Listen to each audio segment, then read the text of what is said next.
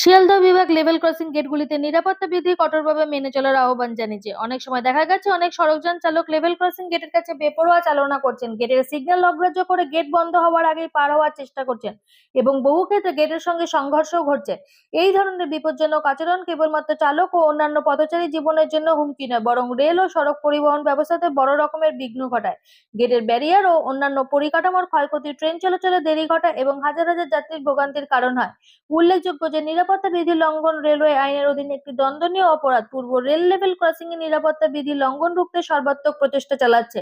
তাই শিয়ালদহ বিভাগ সকল নাগরিক এবং যাত্রীদের কাছে আবেদন জানাচ্ছে লেভেল ক্রসিং গেটের কাছে সর্বোচ্চ সতর্কতা অবলম্বন করার এবং কঠোরভাবে নিয়ম মেনে চলার।